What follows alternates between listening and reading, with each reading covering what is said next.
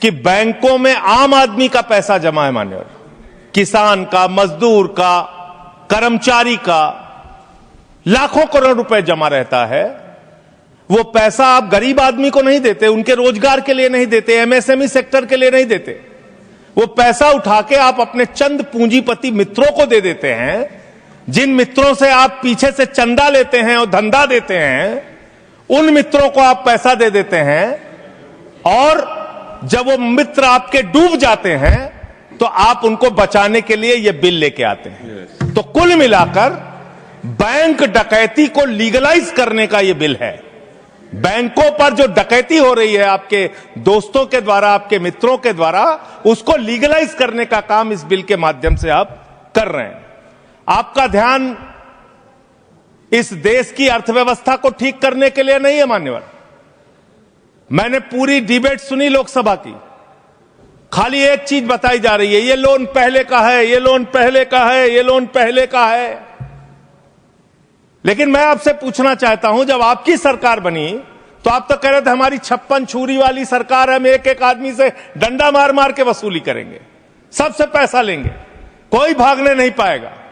लेकिन आपके राज में, मोदी जी के राज में 9,000 करोड़ रुपए लेके विजय माल्या भाग गया, 20,000 करोड़ रुपए के लेके नीरव मोदी, मेहुल चौकसी भाग गया, 6,000 करोड़ रुपए लेके नितिन संदेशरा भाग गया, 2,500 करोड़ रुपए लेके ललित मोदी भाग गया। ये बड़े बड़े जो हजारों करोड़ रुपए के लुटेरे थे, हिंदुस्तान से भगाया किसने इनको? आपने भगाया, ये गुनाह आपने किया। इसलिए आपको देश की अर्थव्यवस्था को ठीक करने का आपकी मंशा नहीं है। आपकी जो 56 छुरी वाली सरकार थी, उन्होंने तो इन लोगों को भगाने का काम किया, इन लोगों को निकालने का काम किया, सेफ पैसेज देने का काम किया। देश की जनता लूटी गई, बैंकों को आपने खाली करने का काम किया। और ऑथेंटिकेट करते हुए मैं आपको बताऊंगा, मान्यवर, ये आपका लोकसभा में दिया गया सरकार का उत्तर है, मेरे घर पे नहीं बना। इसमें आप लोगों ने साफ तौर पे बताया है कि आपने करीब करीब 70% कर्जा 5,44,000 करोड़ में से मात्र 1,60,000 करोड़ रुपए आपने कर्जा वसूला और बाकी सब का सब आपने माफ कर दिया। ये तो बड़ी अच्छी स्कीम है आपकी, बहुत अच्छी स्कीम है। यही स्कीम आप किसानों के लिए लाइए, यही स्कीम आप मजदूरों के लिए लाइए, रेहड़ी पटरी वालों के लिए लाइए, छात्रों के लिए लाइए, छोटे दुकानदारों के लिए लाइए। और कहिए कि अगर 1 लाख रुपए किसी किसान का बाकी रहेगा, 30,000 रुपए दे दे, उसका बाकी कर्जा माफ। कहिए कि अगर 1 करोड़ रुपए किसी दुकानदार का, छोटे व्यापारी का माफ रहेगा, बकाया रहेगा, उससे 30 लाख रुपए लेके 70 लाख रुपए माफ। क्योंकि यही काम तो किया है आपने। मैं insolvency and bankruptcy code amendment bill 2026 का पूर्ण समर्थन करती हूं। मैं इस ऐतिहासिक और दूरदर्शी बिल के लिए हमारे प्रधानमंत्री श्री नरेंद्र मोदी जी और वित्त मंत्री श्रीमती सीतारमण जी का बहुत बहुत आभार व्यक्त करती हूं।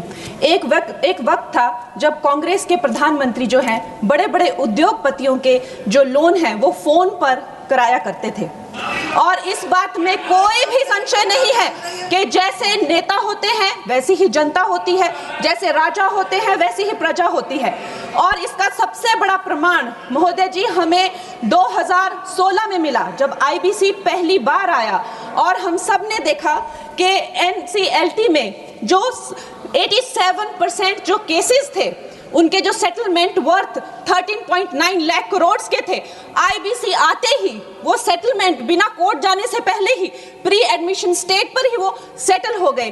कहीं ना कहीं इसे आईबीसी का डर कह लीजिए या एक नेता की नीयत और नीति पे जनता का विश्वास कह लीजिए, चाहे कोई कितना भी, मैं कहती हूं अगर ये विलफुल डिफॉल्टर भी थे, लेकिन जब हम देखते हैं कि हमारे शीर्ष नेतृत्व जो है वो इतने कर्मठ है, कर्मयोगी है, तो एक विलफुल डिफॉल्टर भी देश के प्रति अपना कर्तव्य निभाना चाहता है। इसका प्रमाण हमने 2016 में देखा जब ये बिल आया था।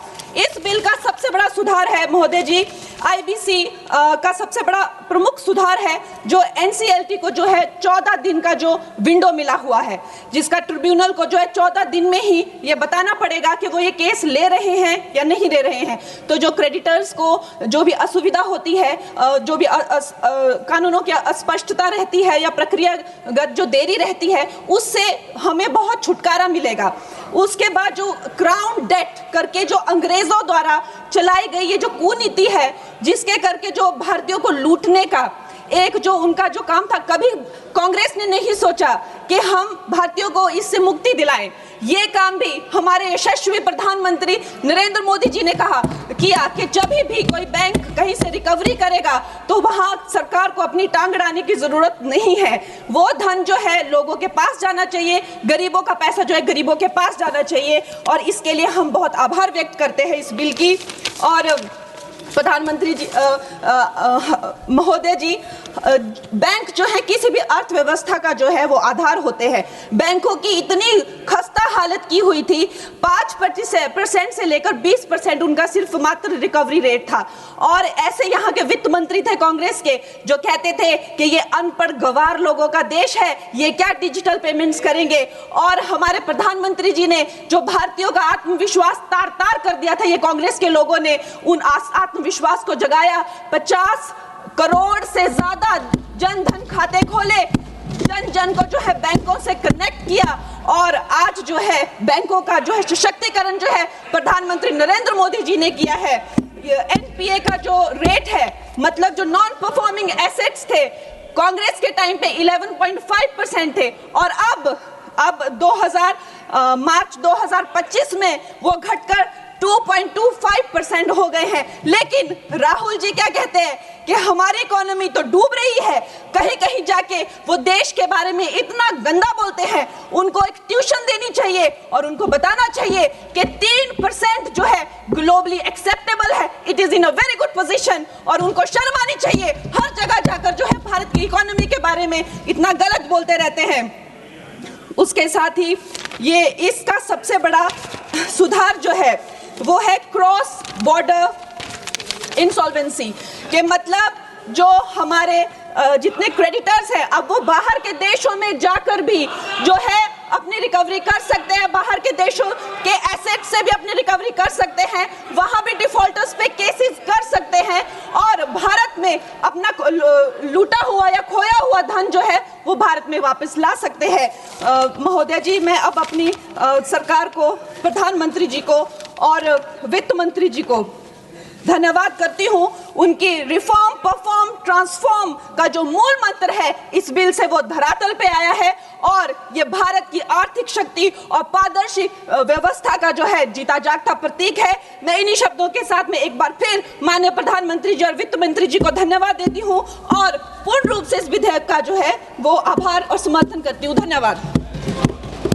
माननीय सदस्य श्री जगदम्बिका पाल जी।